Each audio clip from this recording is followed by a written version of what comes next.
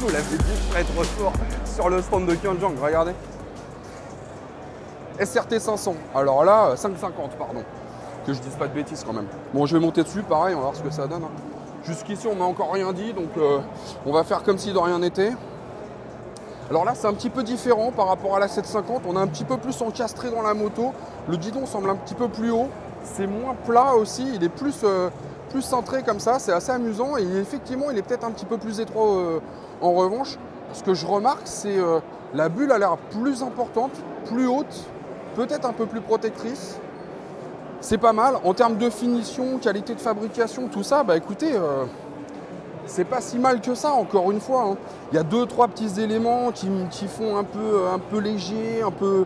pas cheap, hein, c'est pas ce que je veux dire, mais bon, qui sont peut-être pas à la hauteur des standards européens encore. Mais franchement, c'est très très étonnant.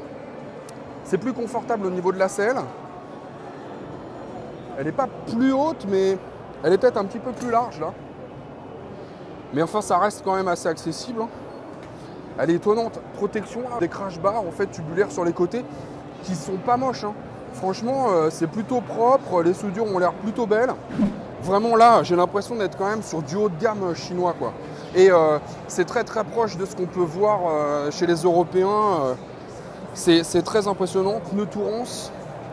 Là, les amis, ça, je sens que ça va finir par faire du mal. Ça va finir par faire beaucoup de mal. On se fait la petite fiche texte vite fait et on se retrouve après. Sachant que la TRK 800 est une SRT 750 rebadgée, en gros, vous allez me dire que cette SRT 550 est forcément la base des Benelli TRK 502X. Eh bah oui et non. En fait, si QJ Motors voulait offrir à Benelli, qui lui appartient, je vous le rappelle, une version grand luxe de la TRK 502X, il rebadgerait probablement cette SRT 550. Il suffit de jeter un œil à son équipement pour s'en rendre compte en fait. Et rien qu'aux roues, ici c'est du Brembo, des étriers radio à 4 pistons qui s'attaquent à des disques de 320 mm à l'avant. Le style est plus épuré et la finition semble un cran au-dessus.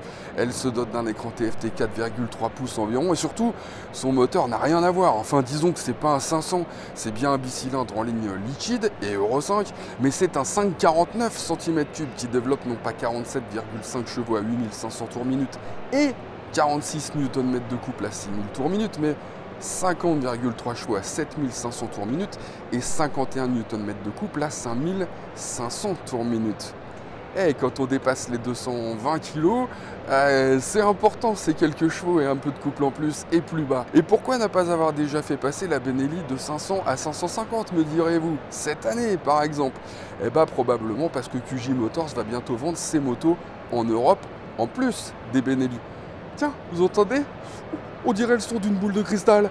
Mais oui, elle me dit que cette SRT 550 pourrait bien ne pas dépasser les 7499 €, dites donc. Bon, on va passer à autre chose parce que là, je sens que j'ai mis vos nerfs à rude épreuve.